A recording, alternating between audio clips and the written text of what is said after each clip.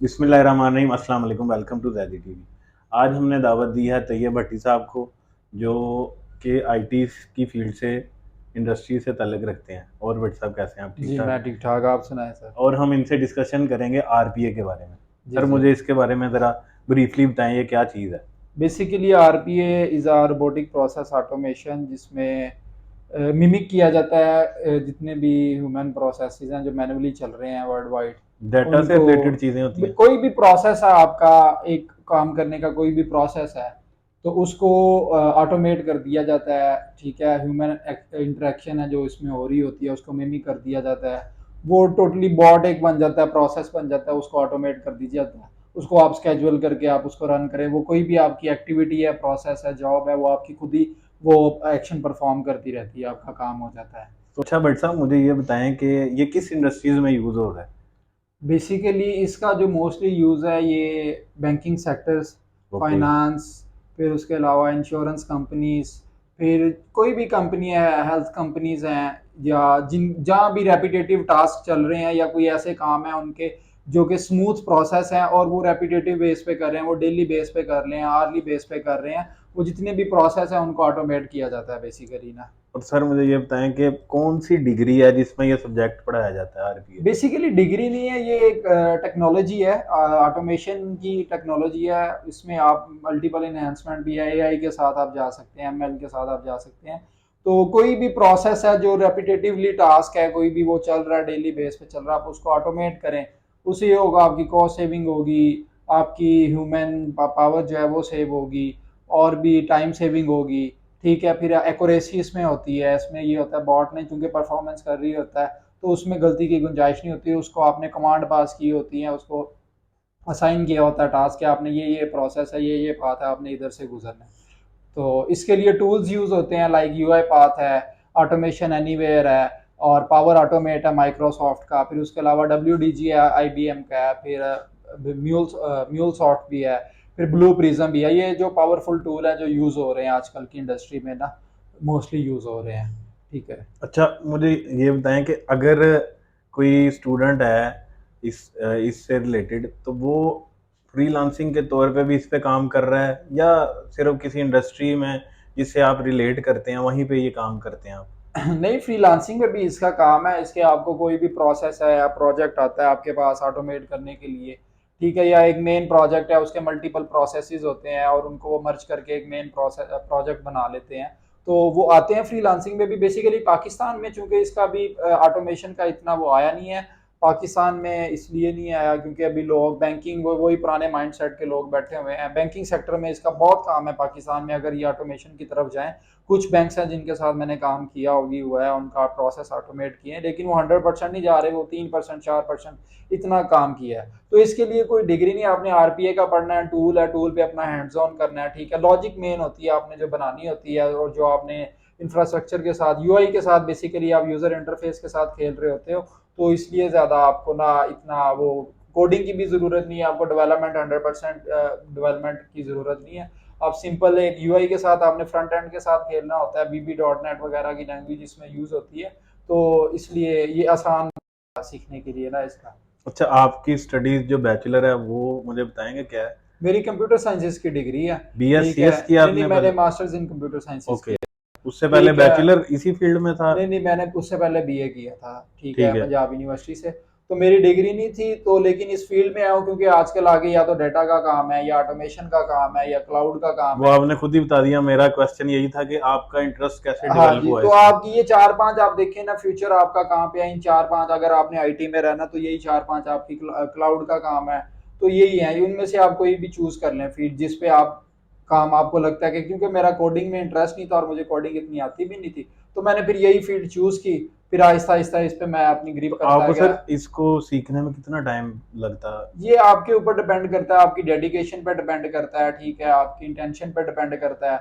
सीखने पे बेसिकली इसमें डे बाय डे आपकी लर्निंग होती रहती है, हर चीज आपको, कोई भी प्रोसेस आ जाता है, कोई भी लॉजिक आ जाती है, नई तरीके से आ जाती है। अगर आपने फर्ज करें एक काम किया, उसमें आपने एबीसी को फॉलो किया, हो सकता है वही काम आपने किसी और जगह पे करना है, आपको उसको सीबीए से फॉलो करना पड़ेगा। ठीक है, तो वो ये डे बाय डे इसकी आपकी ना जो क्या कहते हैं लर्निंग है वो आपकी बढ़ती रहती है। लॉजिक्स आपकी, इसमें लॉजिक्स बेसिकली ज्यादा लॉजिक्स यूज हो रही होती हैं, तो लॉजिक की बेस पे आपने चलना होता है इसमें मुझे ज़्यादातर। ना बस सिर्फ एक चीज़ ये समझा दें कि अगर एक छोटी इंडस्ट्री है जिसका नंबर ऑफ एम्प्लॉयज़ लाइक कोई 500 हो या 1000 लगा लें, वहाँ पे ये टूल कामयाब, इसका मतलब इसकी ज़रूरत वहाँ पे पेश आएगी, या इससे ज़्यादा जो वॉल्यूम वाली कंपनीज है वहाँ पे ये टूल यूज़ होगा? बेसिकली मैं वही आपको चीज समझा दूं कि अगर कोई भी एक कंपनी है, चाहे उधर 10 लोग भी हैं, अगर उनका कोई ऐसा काम है, डेटा एंट्री का काम है, बैंकों के अकाउंट ओपनिंग का काम है, फिर आप जाते हैं कि आपने यार अपना आपका एक लेवल है, अपने लेवल को अपग्रेड करवाना है, वो काम है, फिर आपकी कोई भी कंपनी है, उनका रेपिटेटिव टास्क है, वो आर्ली बेस पे एक्टिविटीज परफॉर्म कर रहे हैं, वो डेली बेस पे एक्टिविटीज परफॉर्म करते हैं। बैंक में बहुत सारी ऐसी एक्टिविटीज हैं जो डेली बेस पे, डे एंड पे चलती हैं, वीकली बेस पे है, मंथली बेस पे है, क्वार्टरली बेस पे है। तो उनको आप बेसिकली ऑटोमेट, ये नहीं देखना कंपनी का साइज क्या है, ठीक है, इसमें ये होता है कि कम्युनिटी ये एडिशन होता बेसिकली है, आपका टाइम जो है टाइम सेव होता है। टाइम सेव अब कर देखिए रहा है। डाटा एंट्री के लिए आपने 10 लोग बैठाए हुए हैं, वो एक बंदा एक दिन के 100 अकाउंट डाटा एंटर करता है, ठीक है जी, वो 10 लोगों ने 1000 कर लिया, आप बॉट लगाएं, आप उन्हीं 10 मशीनों पे बॉट चला दें, वो बॉट आपका एक्यूरेसी के साथ वो एक काम कर देंगे, और आपके वो 10 बंदों का काम जो है वो कॉस्ट सेविंग आपकी हो जाएगी। जो आपने 10 बंदे बैठाए हैं, आपका वो डाटा एंट्री का काम कर रहे हैं ना, वही बॉट करेगा काम आपका। आपने कहीं से डाटा स्क्रैपिंग करनी है, आपने डाटा एक्सट्रैक्शन करना है, आपने कोई भी काम इस तरह का है आपका, वो आप कर सकते हैं। तो ये प्रोसेस स्टार्ट होता है किसी एक बंदे की डाटा एंट्री से, उसके नहीं बाद नहीं, बेसिकली मैं आपको आसान लफ्जों में ये समझा देता हूँ कि हम बैंक में जाते हैं, हम बैंक को कहते हैं जी मैंने अपना अकाउंट ओपन करवाना है, वो आपसे आपकी डिटेल लेता है, आपका जी जी। नाम, mobile number, ID card number, address वगैरह, और फिर आपका वो पूछता है आपने लिमिट कौन सी सेट करवानी है, ये सारी चीजें वो एक मैनुअली अपने पास एक्सेल में परफॉर्म मतलब लिख लेता लिख लेता है, ठीक है। बाद में वो एक्सेल की जो फाइल होती है वो आगे एक टीम को देता है कि यार वो डाटा एंट्री की टीम है, जो क्या करती है, उनकी वेबसाइट, उनके पोर्टल एप्लीकेशन जो बने होते हैं, उनमें वो एक्सेल से डाटा वो ना मैनुअली सारा पुट कर रही होती है, जिसमें गलती के चांसेस बहुत ज्यादा होते हैं, क्योंकि ह्यूमन एरर है, मतलब भी गलती होती रहती है, ठीक है। लेकिन यही काम जब एक बोर्ड बना देते हैं, हम उसको बता देते हैं कि यार नेम वाली फील्ड में आपने नेम लिखना है, एड्रेस मतलब वाली एक में एड्रेस, फॉर्मेट बना होता है। फॉर्मेट बना होता है, आपने उसमें आपने वो डायमेंशंस को फॉलो करना होता है, और वो खुद ब खुद वो काम सारा प्रोसेस हो जाता है। आप उसको स्केड्यूल कर दो कि रात को 10 बजे यार मेरा ये 10,000 की शीट है, ये उठाओ, उसको फोल्डर का पा दे दो, इस फोल्डर में शीट पड़ी है, वो पीडीएफ है, आप पीडीएफ को एक्सेल में कन्वर्ट करके एक्सेल से डाटा रीड कर लो, वो आप ओसीआर यूज करके रीड कर सकते हो, आप मल्टीपल उसमें बहुत, जिस तरह आप जाते जाएंगे आपको आइडिया होता जाएगा इसमें। अच्छा भट्ट साहब, मुझे ये बताएं, आप यंग जनरेशन को सजेस्ट करते हैं कि यार इस फील्ड में आए और ये उनके लिए कारआमद साबित हो सकती है या नहीं?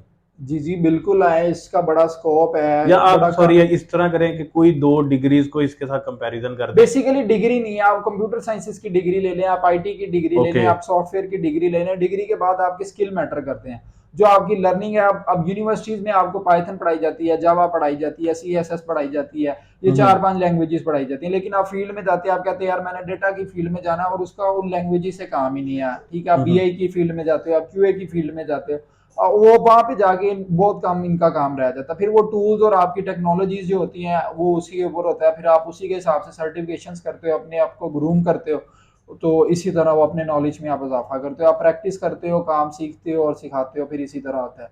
जैसे जैसे आप कहोगे मैं अगर एक काम है मैंने पढ़ लिया और वो मुझे आ गया, ऐसा नहीं होता। जब तक आप एक लाइव इन्वायरमेंट में प्रोजेक्ट पे काम नहीं करोगे ना, तब तक तब आप। तक आपको पता नहीं चलेगा, हैंड्स ऑन नहीं होगा। छोटी मोटी असाइनमेंट बना बना के आप जितनी मर्जी बना लो, वो आपकी ग्रिप नहीं होगी जब तक कि आप एक प्रोजेक्ट पे काम करके वो आपकी जो ग्रिप बनेगी वो जी जी, होगी। यस। जी जी। तो आप कोई पैगाम नौजवान को देना चाहें? यही है यार, एक तो अपने मुल्क में रह के अपने मुल्क का सोचो, ठीक है। बाहर जाओ, ठीक है, जाओ एक टाइम के लिए जाओ, वहाँ पे सीखो, इन्वायरमेंट सीखो, वहाँ पे अपने आप को ग्रूम करो वापस अपने मुल्क के लिए, और जिस मुल्क ने आपको बहुत कुछ दिया, आप जहाँ पे रहे हो उसी मुल्क का सोचो। पाकिस्तान में सब कुछ है, आप यहाँ पे रह के सब कुछ कर सकते हो, बड़ी कंपनियां बनती हैं वो स्टार्टअप से स्टार्ट होती हैं, कितने स्टार्टअप पाकिस्तान में हमारे स्टार्ट हो गए हैं। छोटी छोटी आईटी इंडस्ट्री हमारी इतनी है, पिछले 3-4 साल में ऊपर गई है। तो यहाँ रह के अपने आप को ग्रूम करो, अपने मुल्क को ग्रूम करो जी। Thank you. हाँ, थैंक यू भट्ट साहब, आपका बहुत शुक्रिया, आपने टाइम दिया और थैंक यू। इस अच्छे टॉपिक पे आपने इतनी ज़बरदस्त डिस्कशन की। थैंक यू जी। नाजरीन, आप अगर इस चीज़ से रिलेटेड कोई भी क्वेश्चन करना चाहते हैं आप कमेंट में कर सकते हैं। ओके जी, अल्लाह हाफिज़।